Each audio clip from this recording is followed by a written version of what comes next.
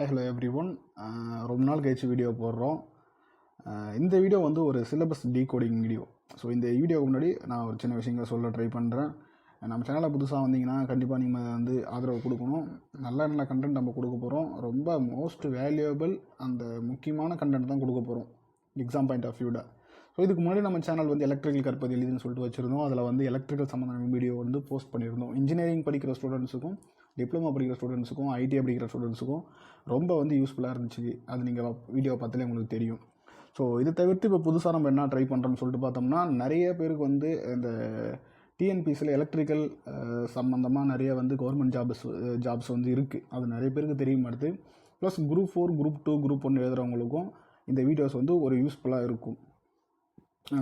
Maximum நம்ம engineering படித்த students வந்து கவர்மெண்ட் ஜாப் ட்ரை பண்ணும்பொழுது அவங்க வந்து பார்த்தோம்னா மொத்தம் 3 எக்ஸாம் கிட்டத்தட்ட கண்டக்ட் பண்ணுவாங்க 3 ஸ்டேஜில்.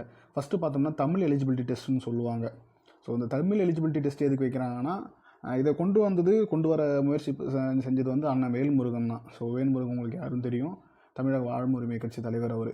ஸோ அவர் எதுக்காக இதை கொண்டு வந்தார், நம்ம நிறைய பேர் அவர் வந்து திட்டுறோம் என்ன தமிழ் எலிஜிபிலிட்டி டெஸ்ட் வைக்கிறாங்க, இந்த டெஸ்ட்டு பாஸ் ஆனால் தான் நம்மளால் பாஸ் ஆக முடியாது அப்படின்னு. அவர் எதுக்காக கொண்டு வந்தாங்கன்னா, இந்த டிஎன்பிசியில் எக்ஸாம் எழுதும்பொழுது நிறைய பேர் வந்து ஹிந்திக்காராங்க, அதாவது வடமொழி பேசுகிறவங்க, மற்ற மொழி பேசுகிறவங்க. இப்போ எக்ஸாம்பிளுக்கு ரயில்வே எக்ஸாம் வச்சுப்போம். ரயில்வே எக்ஸாமில் அதிகமாக தமிழ்நாட்டிலே ரயில்வே ஸ்டேஷனில் ரயில்வேயில் இருக்கவங்க, டிக்கெட் கொடுக்குறவங்க எல்லாமே பார்த்தோம்னா கண்டிப்பாக வந்து ஹிந்திக்காரங்களாக தான் இருப்பாங்க. ஸோ நம்மளுக்கு கிடைக்கிற ஆப்பர்ச்சுனிட்டியை அவன் என்ன பண்ணிடுறான், யூஸ் பண்ணிடுறான். ஸோ அதுபோல் இந்த டிஎன்பிசி ஜாப் தமிழ்நாட்டில் கொடுக்குற இந்த ஜாபுக்கும் வந்து பார்த்தோம்னா ஹிந்திக்காரன் வரக்கூடாதுன்றதுக்காக தான் இந்த தமிழ் எலிஜிபிலிட்டி டெஸ்ட்டுன்னு ஒன்று கொண்டு வந்தாங்க. இதில் 100 கொஸ்டின் கேட்பாங்க. 100ல் 40 கொஸ்டின் நம்ம கரெக்டாக ஆன்சர் பண்ணிட்டா நம்ம அடுத்த ஸ்டேஜுக்கு போவோம். ஸோ அடுத்த ஸ்டேஜ்னு பார்த்தோம்னா இந்த ஜிஎஸ் அப்படின்னு சொல்லிட்டு சொல்லுவாங்க, ஜென்ரல் சயின்ஸ். இதில் பார்த்தோம்னா பொலிட்டிக்கல் சயின்ஸு, பொருளாதாரம், அப்புறம் பார்த்தோம்னா தமிழோட அட்மினிஸ்ட்ரேஷன், சீர்திருத்த இயக்கங்கள், அதுபோல் வந்து நிறைய யூனிட்டாக பிரிச்சிருப்பாங்க. மேக்ஸ் இதெல்லாம் வரும். மேக்ஸு, சயின்ஸு, ஹிஸ்ட்ரி, ஜியாகிரஃபி இது எல்லாமே வரும். ஸோ இதை பற்றின அவேர்னஸ் நம்ம வந்து பசங்களுக்கு கொஞ்சம் கொடுக்கணும் அப்படின்றதுக்காக தான் இந்த வீடியோ. ஸோ கொஞ்சம் கொஞ்சமாக நம்ம சேனலை வந்து அடுத்த லெவலுக்கு கொண்டு போகலாம். அதே போல் நிறைய பசங்களுக்கு வந்து நம்ம அவேர்னஸும் கொடுக்கணும். ஸோ அவங்களுக்கு ஹெல்ப் பண்ணுற மாதிரி தான் நம்ம வந்து இப்போ கொடுக்க போகிறோம். இப்போ இந்த வீடியோவில் பார்த்தோம்னா எதுக்குன்னா, ஒரு சிலபஸ் டீகோடிங் வீடியோ தான் இது. சிலபஸ் டீகோடிங் வீடியோன்னு சொல்லும் பொழுது நம்ம வந்து என்ன சொல்கிறது, ஜிஎஸ்சில் பார்த்தோம்னா 20 மார்க் வந்து இந்த யூனிட் 6 கொடுப்பாங்க. ஏற்கனவே குரூப் 4 படித்த பசங்க, குரூப் 2 படிக்கிறவங்க, குரூப் 1 படிக்கிறவங்களாம் எல்லாருக்குமே இது வந்து இந்த சிலபஸ் பற்றி தெரியும். இதில் எனக்கு இருக்கிற நாலேஜுக்கு நான் வந்து கவர்மெண்ட் சோர்ஸஸ் வந்து கலெக்ட் பண்ணி ஆன்லைனில் கொடுப்பாங்க பார்த்தீங்களா, அந்த சோர்ஸஸ் கலெக்ட் பண்ணி நம்ம ஸ்கூல் புக்ஸ் இருக்குது பார்த்தீங்களா, ஸ்டூடெண்ட்டோட ஸ்கூல் புக்ஸ், அதுலேருந்து கண்டென்ட் எடுத்திருக்கேன். ப்ளஸ் இதுக்குன்னு வந்து ஸ்பெஷல் புக்ஸ்லாம் இருக்கும் பார்த்தீங்களா, தற்கால வரலாற்று, வெங்கடேசன் சார் புக் எல்லாத்துலேயுமே வந்து நம்ம வந்து கண்டென்ட் எடுத்து அதை மெர்ஜ் பண்ணி உங்களுக்கு வந்து வீடியோ கொடுக்க போகிறேன். ஸோ அதுதான் வந்து அடுத்தடுத்து நம்ம பண்ண போகிறோம் நம்ம சேனலில். ஸோ ஃபஸ்ட்டு பார்த்தோம்னா இது ரொம்ப ஈஸியாக இருக்கும், அதனால் நம்ம இந்த யூனிட்டுக்கு வந்துடுறோம். ஸோ தமிழ் 40 மார்க் எடுக்கணும்னு சொல்லும்போது நம்ம தமிழுக்கு கரெக்டாக வந்து ப்ராப்பராக வீடியோ கொடுக்க போகிறோம். அதை நீங்கள் ஃபாலோ பண்ணாலும் ஈஸியாக பாஸ் ஆகலாம். ஸோ இந்த சிலபஸ் டீகோடிங் வீடியோ ஃபஸ்ட்டு பார்த்துருவோம், அதுக்கப்புறம் மற்றதை பற்றி பேசிடுவோம். ஸோ நம்ம சேனலில் தொடர்ந்து இந்த சிலபஸ் அடிப்படையில் எந்த யூனிட்டுக்கு வந்து அதிக முக்கியத்துவங்கள் கொடுக்க போகிறாங்களோ, அதிக மார்க் கேட்குறாங்களோ அந்த வீடியோஸும் தொடர்ந்து கொடுக்க போகிறோம். அது நீங்கள் இப்போ வந்து ஃப்ரெஷ்ஷாக இருக்கீங்க, உங்களுக்கு ஒன்றுமே தெரியாது டிஎன்பிஎஸ்சி பற்றினா, நீங்கள் நம்ம சேனலை கரெக்டாக சப்ஸ்கிரைப் பண்ணி இப்போ ஸ்டார்ட் பண்ணால் கூட ஈஸியாக வந்து 1-2 வருஷத்தில் நல்லா வந்து வேலைக்கு போய் செட்டில் ஆகலாம். ஸோ ஃபஸ்ட்டு இந்த யூனிட் 6ஓட பேர் பார்த்துருவோம். தமிழ்நாட்டு வரலாறு, பண்பாடு, மரபு மற்றும் சமூக அரசியல் இயக்கங்கள். அப்போ தமிழ்நாடு எப்படி உருவாச்சு, தமிழ்நாட்டுக்கு எப்படி வந்து ஸ்டார்டிங்கில் வந்து தமிழ்நாடுன்றது எப்படி இருந்தது, வரலாறு ரீதியாக சேர சோழ பாண்டியர் காலத்தில் எப்படி இருந்துச்சு, அப்புறம் வந்து அதுக்கப்புறம் அந்த நாயக்கர் ஆட்சி காலத்தில் எப்படி இருந்துச்சு, அதுக்கப்புறம் வந்து பிரிட்டிஷ் காலத்தில் எப்படி இருந்துச்சு. அப்போ பிரிட்டிஷ் வந்தாங்கன்னா அதை எதிர்த்து யார் வந்து நம்ம தமிழ்நாட்டில் சங்கம் வச்சுருந்தாங்க, அந்த ஆங்கிலேயரை எப்படி எதிர்த்தாங்க, எப்படி பத்திரிகைகள் கொண்டு வந்தாங்க, எப்படி மக்களை படிக்க வச்சாங்க, எப்படி அரசியல் இயக்கங்கள் உருவாச்சு, எப்படி சீர்திருத்த இயக்கம் உருவாச்சு, அதன் மூலயமா தமிழ் மக்கள் எப்படி விழிப்புணர்வு அடைஞ்சாங்க, ஆங்கிலேயருக்கு எதிராக எப்படி போராட்டம் பண்ணாங்க, அப்புறம் தமிழ்நாட்டு மக்கள் எப்படி படித்தாங்க, எப்படி பொருளாதார ரீதியாக முன்னேறினாங்க, அதுக்கப்புறம் வந்து ஆட்சியாளர்கள் என்ன பண்ணாங்க, அது நடுவில் வந்து சமூக சீர்திருத்தவாதிகள் விடுதலை போராட்டத்துக்கும் சரி, அதுக்கப்புறம் வந்து முக்கியமான சீர்திருத்தவாதிகள் இவங்க எல்லாரும் வந்து தமிழ்நாட்டுக்கு என்னென்ன கான்ட்ரிபியூட் பண்ணாங்க, அவங்க இன்றைக்கி அவ்வளோ கஷ்டப்பட்டதால தான் நம்ம இப்போ இந்த அளவில் அந்த தமிழ்நாடுன்னும் போது எக்கனாமிக்ஸ் வைஸ் பார்த்தோம்னா மகாராஷ்டிராவுக்கு அப்புறம் செகண்ட் ஸ்டேஜில் வந்து தமிழ்நாட்டு இருக்குது இந்தியாவில். ஸோ அதுக்காக வந்து இது நம்ம தமிழ்நாடு எப்படி உருவாச்சுன்றதை நம்ம தெரிஞ்சுக்கணும் அப்படின்றதுக்காக தான் இந்த யூனிட் கொடுத்துருக்காங்க. ஸோ ரொம்ப ரொம்ப நல்ல யூனிட் தான் இது. ஸோ ஃபஸ்ட்டு இது நான் படிச்சிடுறேன். அதுக்கப்புறம் வந்து எந்தெந்த ஏரியாவில் வந்து அதிகமான கொஸ்டின் கேட்குறாங்கன்னு சொல்லிட்டு பார்ப்போம். இந்த யூனிட்லேருந்து 20 கொஸ்டின் கேட்குறாங்க. இது நான் வந்து ஸ்பெஷலாக வந்து ஃபஸ்ட் எடுக்க காரணம் என்னென்னா, ஓரளவுக்கு நம்மளுக்கு ரிலேட்டடாக ஆகும். மற்ற யூனிட் படிக்கும்போது கஷ்டமாக ஃபீல் ஆனாலும் இந்த சப்ஜெக்ட் வந்து ஓரளவுக்கு ஈஸியாக இருக்கும், அண்டர்ஸ்டாண்ட் பண்ண முடியும், மார்க் நல்லா ஸ்கோர் பண்ணுற ஏரியான்றதால நம்ம இந்த யூனிட்டை பற்றி ஃபஸ்ட்டு பேசுகிறோம். ஃபஸ்ட்டு பார்த்தோம்னா தமிழ் சமூக வரலாறு, அது தொடர்பான தொல்லியல் கண்டுபிடிப்புகள், அவ்வளோதான். இப்போ வந்து தமிழ் சமூக வரலாறு இதை சொல்லும்போது என்ன கண்டென்ட் இதில் வரும்னு சொல்லிட்டு பார்த்தோம்னா, சேர சோழ பாண்டியர்கள் இதில் வந்துடுவாங்க, அந்த குறுநில மன்னர்கள் வந்துடுவாங்க. அப்புறம் வந்து பார்த்தோம்னா நம்ம அந்த கல்வெட்டுகள் ஓலைச்சுவடிகள், அப்புறம் வந்து செப்பேடுகள், இதை பற்றியே வந்து இதில் வந்துடும். அதுக்கப்புறம் பார்த்தோம்னா அது தொடர்பான தொல்லியல் கண்டுபிடிப்புகள். ஸோ அகழ்வாராய்ச்சி செய்வாங்க. அகழ்வாராய்ச்சி செஞ்சு பூமிக்கடியில் என்ன பொருள் இருக்குது, நம்ம மூதாதையர்கள் எப்போ வந்து தமிழ்நாட்டை வந்து எப்போ உருவாச்சு, அப்போயே வந்து நம்ம 2ஆம் நூற்றாண்டு 1ஆம் நூற்றாண்டு அப்போ வந்து மக்கள் யூஸ் பண்ணியிருக்காங்க, ஒரு நல்ல ஒரு நகர அமைப்பு யூஸ் பண்ணியிருக்காங்க, ஒரு பாத்ரூம் வசதியோடு அப்போயே வந்து மக்கள் இருந்திருக்காங்க, ஒரு நகர அமைப்பில் நல்லா ரிச்சாக வாழ்ந்திருக்காங்க, அப்போ வந்து விவசாயிகள் இருந்திருக்காங்க, வியாபாரம் செய்கிற வணிகர்கள் இருந்திருக்காங்க, அவங்க யூஸ் பண்ண பொருள் இது எல்லாத்தையுமே வச்சு அவங்க வந்து எந்த காலத்தை சேர்ந்தவங்க, எப்போ வாழ்ந்திருக்காங்க அப்படின்னு சொல்லிட்டு அவங்க வரலாறை, அதாவது தமிழ்நாட்டு வரலாறை சொல்கிறது தான் இந்த கண்டுபிடிப்புகள். ஸோ இதில் வந்து 2லேருந்து 3 மார்க் கேட்பாங்க. இதில் புக் கண்டென்ட் பார்க்கும்போது 9வது சமூக அறிவியல் புக்கில் 3வது பாடமாகவும் 4வது பாடமாகவும் ஒரு லெசன் வரும். அதில் வந்து கண்டென்ட் இருக்கும். ப்ளஸ் அப்புறம் வந்து பார்த்தோம்னா எத்திக்ஸ் புக்கில் எத்திக்ஸ் புக்னு நினைக்கிறேன், அதுலேயும் கொஞ்சம் கண்டென்ட் இருக்கும். இந்த கண்டென்ட்லேருந்து அவங்க புக் கண்டென்ட் வந்து 1 மார்க்கோ 2 மார்க்கோ தான் கேட்குறாங்க. ஸோ இதில் வந்து அதிகமாக வந்து கொஸ்டின் பார்த்தோம்னா ரீசெண்ட் டேஸில் வந்து அந்த இப்போ நடக்கிற கரண்ட் அஃபேர் வந்து கேட்டுடுறாங்க. எத்தனாவது கட்ட அகராட்சி வந்து நடக்குது, தூத்துக்குடியில் அதாவது எந்த ஏரியா வந்து இருக்குது, அதாவது எந்த இடத்துல வந்து நகர்வாராய்ச்சி இப்போ நடக்குது, அங்கே என்ன பொருள் கிடச்சிது அப்படின்ற கொஸ்டின் தான் கேட்க ஆரம்பிக்கிறாங்க.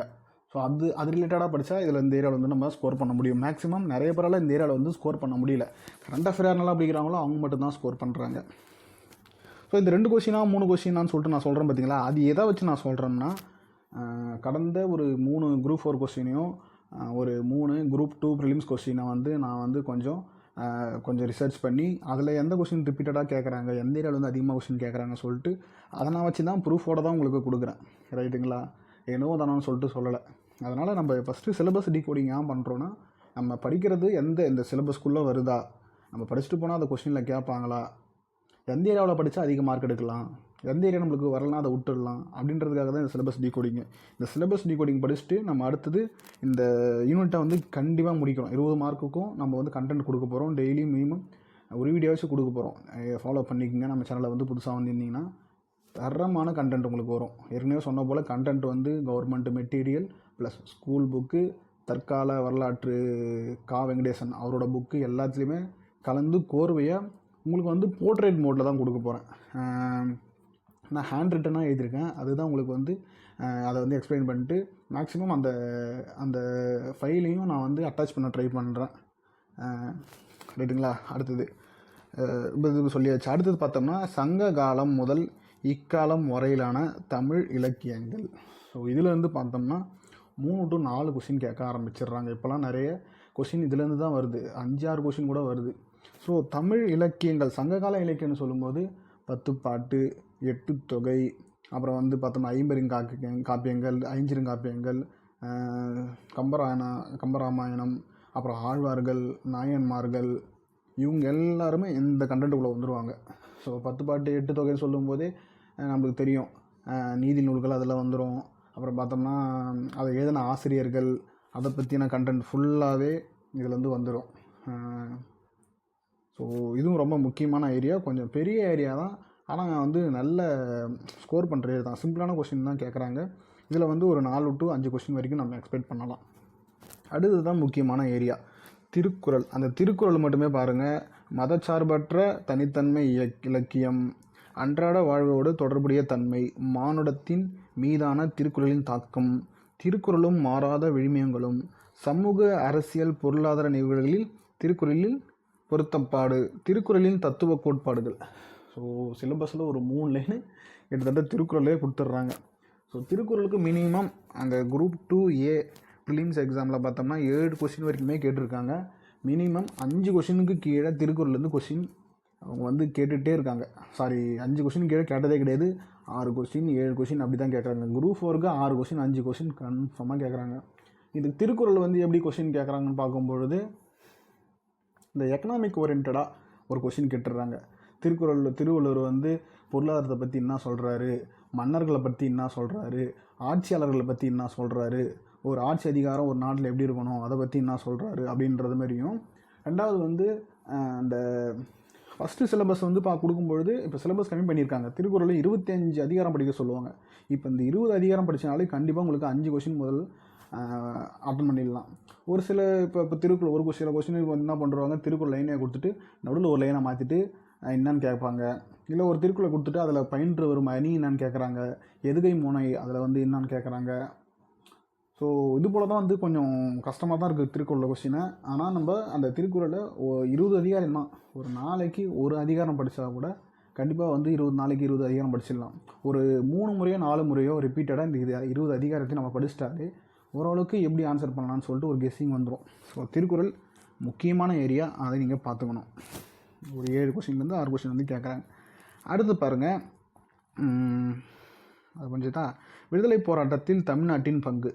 இது ரொம்ப ரொம்ப முக்கியம். ஸோ விடுதலை போராட்டம்னு சொல்லும் பொழுது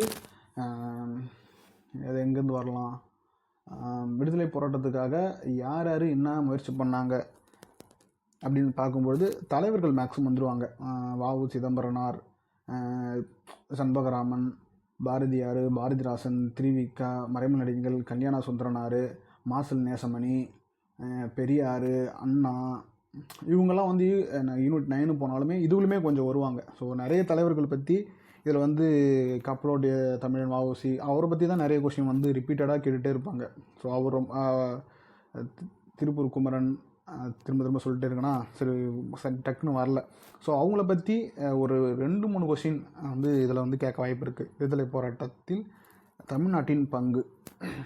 அடுத்தது அதான் இந்த உப்பு சத்தியாகிரகம் டே வந்து குஜராத்தில் பண்ணும்போது தமிழ்நாட்டில் யார் அதை பண்ணாங்க, ராஜாஜி பண்ணார், யார் தலைமையில் பண்ணாங்க. அதே போல் ஒத்துழைமை இயக்கம் யார் மூலயமா யாரோட தலைமையில் வந்து இந்தியாவில் தமிழ்நாட்டில் நடந்துச்சு, கிலாபத் இயக்கம் வந்து யார் தலைமையில் வந்து தமிழ்நாட்டில் நடந்துச்சு, நீர் சிகலை அகற்றும் போராட்டம் யார் தலைமையில் நடந்துச்சு, வெள்ளையனே வெளியேறு இயக்கம் யார் தலைமையில் நடந்துச்சு. ஸோ இது போல் கொஷின்ஸ் தான் கேட்பாங்க. ஸோ ஓரளவுக்கு வந்து ஈஸியாக தான் இருக்கும். இதை வந்து ஒரு 2 கொஸ்டின் 3 கொஸ்டின் வரதுக்கான வாய்ப்பு இருக்குது. அதே போல் பார்த்தோம்னா முக்கியமான ஏரியா ஆங்கிலேயருக்கு எதிரான தொடக்க கால கிளர்ச்சிகள்.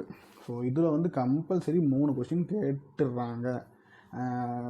அப்போ வந்து இந்த என்ன சொல்கிறது, தொடக்க காலத்தில் 1600 அப்படி போயிடுறாங்க. 1600 பார்த்தோம்னா என்னென்ன சண்டை ஆங்கிலேயருக்கு எதிராக வந்து தமிழ்நாட்டில் வந்து யார் யார் வந்து முதல்ல வந்து போர்க்கொடியை உயர்த்தினாங்க அதை பற்றி கேட்குறது தான் இது. ஸோ அதில் பார்க்கும்பொழுது நிறைய தலைவர் வராங்க. அப்படி தலைவர் வரும்பொழுது டக்குன்னு மறந்துட்டேன், நான் நோட் எடுத்துக்கிறேன். அதில் ஃபஸ்ட்டு பார்த்தோம்னா இந்த பாளையக்கார கிளர்ச்சிக்கு வந்துடும். பாளையக்கார கிளர்ச்சியில் புலித்தேவன், மருதுநாயகம், ஒண்டி வீரன், வேலு நாச்சியார், வீரபாண்டிய கட்டபொம்மன், மருது சகோதரர்கள், தீரன் சின்னமலை, வேலூர் கிளர்ச்சி, இதோட வந்து இது முடியும். இது கன்ஃபார்ம் இந்த நான் சொன்ன 9 டாப்பிக்லேருந்து 3 மார்க் கேட்டுருவாங்க. ரைட்டுங்களா? அடுத்தது இந்த விடுதலை போராட்டங்களுக்காக பெண்களின் பங்கு. தமிழ்நாட்டில் பெண்களோட பங்கு வந்து ரொம்ப வந்து முக்கியமானது. எடுத்துக்காட்டாக சொல்லணும்னா நம்ம வந்து தேவதாசி தடை சட்டத்தை கொண்டு வந்தது யார், எம்எஸ் முத்துலட்சுமி ரெட்டி, தமிழ்நாட்டோட டாக்டர், இது இந்தியாவில் முதல் டாக்டர் யார், அஞ்சலி அம்மாள் பற்றி கேட்பாங்க. அப்புறம் அஞ்சலி அம்மாள் பற்றி உங்களுக்கு எல்லாருமே தெரியும். டிவிகே கட்சியில் நம்ம கடலூரில் சார்ந்த அஞ்சலி அம்மா, அவங்க எப்போ எம்எல்ஏவாக இருந்தாங்க, எத்தனை வருஷம் இருந்தாங்க, எந்த தொகுதியில் ஜெயிச்சாங்க, அதுபோல் கொஷின்ஸும். அந்த சீர்திருத்த இயக்கங்கள் அப்போ வந்து பெண்கள் பட்ட துயரம் என்ன, பெண்கள் சங்கம் எப்போ ஆரம்பித்தாங்க, அதுபோல் நிறைய கொஷின் வந்து பெண்கள் சம்மந்தமாக ஒரு 6-7 தலைவர்கள் இருக்காங்க. கண்டிப்பாக அதை படிச்சுட்டா அதுலேருந்து கன்ஃபார்ம் 1 மார்க் வந்துடும். ரைட்டுங்களா? ஓகே.